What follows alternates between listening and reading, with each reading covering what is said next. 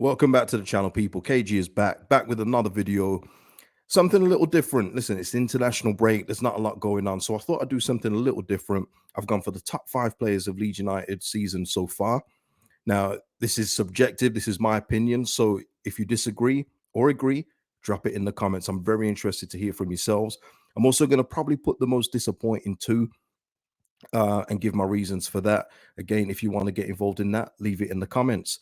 Of course, before we get started, hit the like on the video, subscribe if you're not subscribed, hit the notification bell so you know whenever I'm going live or dropping a video. Big shout out to John Abbott, Mr. P, Karen Curtin for their super thanks donations on the last video. The thanks option is next to the like, dislike on that column of the YouTube video. So if you want to donate to the channel that way, it's much appreciated. And shout out to Chris Richmond, who is a new member of the channel. Memberships are in the description. And it's just another way to help the channel out, and myself, of course. So yeah, not a lot going on in terms of Leeds news. So this is something a little different for me. And I was enjoying doing this list, but also I looked at it and thought, wow, I got to the 5th one. I was like, and you'll see why. And you'll see why. Well, listen, I'll give my reasons why. So let you know what, let's just get straight into it. First up, top 5. Is this in any order? I'll let you decide, but I'm going to go with the man of the moment now, the man that Arsenal, Man City fans can't keep his name out their mouth. And listen, I'm recording this the day after the England game, after his 20-minute cameo. We saw how dangerous he was. He was so dangerous that England had to make a sub after they went down to 10 men and double up on him to help out Kyle Walker. It is, of course, Willy Gnonto. Now, Willy Gnonto is one of those players that you turn up to see. You pay money to see you play. Much like Rafinha last season, he's that player now that gets you off your seat. Whenever he gets the ball, you think he's going to do something with it. And you saw just recently in the game against Wolves how many times the ball went to him because he's the most dangerous threat on the pitch, which is why we're hearing rumors of big money moves away from, whether it's to Man City, Arsenal, Juventus. By the way, Arsenal fans, please leave me alone. He's not going there. You know what? I've probably cursed it now, but listen. No, Gnonto is just being, for the money he's cost as well, 4.5 million, if that. What a player. What a player. People always talk about you need to spend 20, 25 million on a player. Willy Gnonto is proof that you do not need to do that. He got goals, he gets you assists, he creates play, he opens up play because he's being doubled up. Just a fantastic player and somebody that is going to be key in our running during these remaining 11 fixtures in terms of staying up this season. So Willy Gnonto is certainly on that list. And I don't know how many people are going to argue with that one. If he's not in your 5, I'd be very surprised. Next on the list. Now, this is going to be something that's turning up for the books here. Because if we were doing this time last year, he might be on that second list. But it's Mr. Rodrigo. Rodrigo he's turned up this season, people. He's absolutely turned up. Rodrigo has done everything that you wanted him to do since he first got here. Now, it's not his fault. He was playing out of position a lot of times, central midfield, left wing, and that just wasn't his game. The running round thing is not what he can do. He's not good at it. But if you put him at the tip of your attack, he's going to finish off the chances, and he's done that this season. So full credit to him. Because obviously, if we was doing this last season, he'd be on the most disappointing list, and I don't think it would be unfair to say that. But he's been so important, and you've seen him while he's been out injured, how much we've missed him and missed his goals and his leadership up front. I think that's something very understated, his leadership up front, because he is one of the leaders of the team, and he does demand a lot of the players around him. So Rodrigo, he's coming back to fitness, and he's going to be working during this international break to get back to full fitness. We need him back in the starting lineup as soon as possible. Rodrigo is second on my list. Now, Tyler Adams is number 3.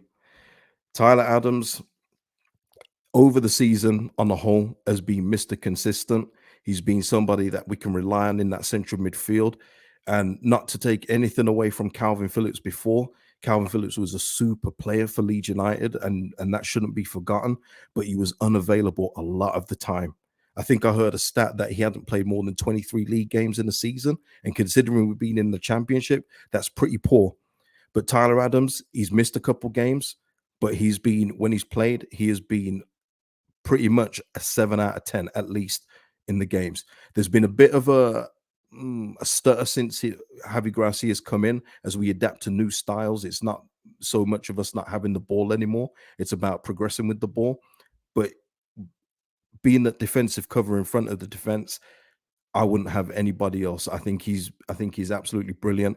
And if he's here next season, I fully expect to see him with the captain's armband because he's a leader on and off the pitch. And he's only going to get better. He's only going to get better. USA captain should be Leeds captain very soon. That's just my opinion, though. Okay, so we're at 3. Number 4. Oh, smooth. Well, listen, number 4 is Max Verba. Now, he's only been here since January, so this is quite a mm, it's quite a unique one to put in, seeing as he's only been here in January. But there's so many reasons why, and reasons being straight off is that he has brought such assured a calmness to the back line to everybody. Junior Firpo, even Luke Ayling at times, but more importantly, Robin Koch. And you've seen Robin Koch before Max Verber came in. He was a little bit erratic. He looked like he wasn't sure about his previous partners. And with Max Verber, Robin Koch looks like a much better player. And that is due to his influence. He's a leader at the back. He's another one that you could say is a captain shout. And he's just been brilliant for me. And even though he's only been here a couple months, that shows you just how important he's been in terms of making us more defensively solid, in my opinion. Let me know if you disagree. Is it too soon for Max Verber? Let me know. Number 5. Now, this is an interesting one, and it is Eli Melia. Eli Melia, when it comes to one-on-ones with this keeper, I've got full confidence in him. If someone's breaking through and they're one-on-one with him, he's good to make the save. And he has kept us in many, many games this season. Most recently against Wolves. And I keep saying recently, but I don't want you to have recency bias on this one all the time, people. I need you to remember the start of the season as well. But he has been good for us overall. So he comes in at number 5 on the most valuable top 5 for me, because I think that's a decent 5. I think that's a decent 5 out of the squad. I went through the squad and, there's honorable mentions there like Somerville. I thought Somerville could have possibly got in there, but, his form has dipped a little bit. Firpo, but Firpo's only been doing it for a short while as of the recording of this video. But obviously, with 11 games to go, if he carries on in the same vein, he probably could get into that 5. You know what I mean? But at this point in time, I put those on the honorable mentions list. But yeah, Eli Melia makes it for me in that one. Now let's go into disappointed, and it's a familiar face because I've just spoke about him. It's Eli Melia. Now, for all I've said there about the confidence in Eli Melia one-on-one, which I have great confidence in him, it's the general shots this season. Now, as much as he's kept us in games this season, which is absolutely true, there's also been times when we've been on top in games, and it doesn't mean that we've been overly attacking teams. It could be that we've just kept the ball for 20 minutes, the opening 20 minutes of the game, and then the opposition goes down the other end and scores on their first shot. That has happened a few times this season, unfortunately. There's been a few shots where it seems like he's had like limp wrists in terms of trying to keep it out. That's been disappointing. Some of his positioning has been disappointing this season, and you just think, he's now setting records. He's a Premier League record holder at 100 appearances in goalkeeping position, being the youngest guy to do that. You would have just thought that some of those things would have been ironed out in his game, but unfortunately, they have kind of also cost us points this season at times. Now, overall, I'm saying overall, he's been better than not, just making that clear. But I think it kind of tells you in that with him being in the top 5 and also being in my disappointed list, it kind of tells you where we are as a squad. But yeah, if you disagree, let me know. Second on the list is Rasmus Christensen, just purely under the fact that he should have taken that right back spot himself. He should have made it his own. We shouldn't even be talking about Luke Ayling starting games this season, but we are. And that's because Rasmus has not settled in as well as I think everybody hoped he would. It's been very disappointing overall. Maybe under Javi Gracia, he'll improve and maybe get better. But overall this season, it's been very disappointing to see him. He rarely gets forward, which is something that he used to do under, in Salzburg. And sometimes he does look like Bambi on ice. But I hope that in the remaining games, if he's given opportunities, that he'll prove us wrong and that he'll get better under the new coach. That's the best. That's the most I can hope for Rasmus. One that it hurts me to put on the disappointing list is Pascal Stroud. Now, I know people will say he's been playing out of position, which is true, but he's played at left back many times before. But this season in particular, so many individual errors that led to goals from Pascal, so disappointing. I don't think he's a bad player. I still love Pascal, but when you take it for what it is this season, there has been so many errors where down his side and through him, there's been goals conceded, and that's been disappointing because that's not usually what he's about. He's usually a lot better than that. But it also kind of tells you as well, with him being one of my favorites, the fact that Max Verba is there, and I wouldn't take out Verba for Pascal at this point in time, kind of tells you a lot too. But hopefully, Pascal is on the right side of this list this time next year. That's the hope. That is the hope. Number 4, Jack Harrison. Jack Harrison, for me, the reason why I'm disappointed is because I thought after Rafinha left, he would have kicked on. He would have enjoyed being the man with Rafinha gone. And he started out like a house on fire. He was on fire at the start of the season. Then the Newcastle interest came in, the transfer window shut. He was still here. And from there up until recently, we saw nothing from Jack.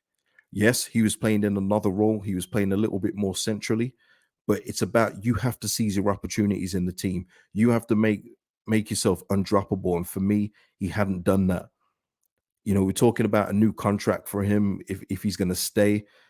He almost moved to Leicester, which I'm sure hasn't helped his psyche as well. But Jack Harrison, he's got 11 games left, and just recently, he's returned in 2 of the games. One game wasn't so convincing, but the second against Wolves, he was absolutely brilliant. And let's hope we get the more of that for the 11 games. But overall, this season, Jack, for what I believe he could reach, and that's the key for me, for what I believe he could reach in terms of numbers, goals, and assists, he hasn't done enough. So he goes on the disappointing side for me on that one. Lastly, and this is a disappointing one for me to say as well, but it's Luis Sinistera. And I think the picture kind of tells you the story of why he's on this list. It's not that he's a bad player. It's just that he's been unavailable. And for me, I've always said availability is a big, big key attribute that you've got. And not due to any fault of his own, he just picks up injuries that keep him out. And they seem to keep him out for weeks on end, which is very, very unfortunate. Because I believe with a Sinistera, fully firing Sinistera up front, along with Rodrigo, along with GNONTO, I think that we'd be way up the table. But he has been disappointed in the fact that his availability has been very, very low, and we haven't seen the best of him yet. We've seen flashes, and it's made you want more. But when you wanted more, he'll then go out injured, which is unfortunate. But after the international break, hopefully he's back. Hopefully he's back fit and firing, and we push up the table, and the relegation zone is in the rearview mirror. Bye-bye. That's all we can hope for, right? Now, there'll be some omissions here in terms of disappointing. Some people are probably thinking why Bamford's not here or Forshaw. Forshaw could be listed for the same reason as Sinistera, and Bamford could be listed for, loads of key chances missing. Aronson being a victim of missed chances by Bamford this season.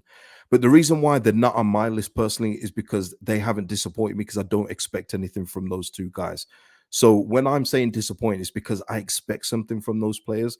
Under Bamford, maybe I don't expect him to miss so many big chances earlier this season, but I'm not disappointed because I don't expect anything from him, as I don't expect anything from Forshaw with his availability either. So that's the reason why I haven't listed those kind of guys in the most disappointing list. So just making that clear so everyone knows why they're not listed for me. Maybe they're not listed for you too, but I'm going to leave it there, people. And I'm interested to hear your thoughts on that. So give me your top 5s for both if you want, or just one or the other. It doesn't matter which one. Slap a like on the video, subscribe to the channel, and I'll see you in the next video, people. Have a good one.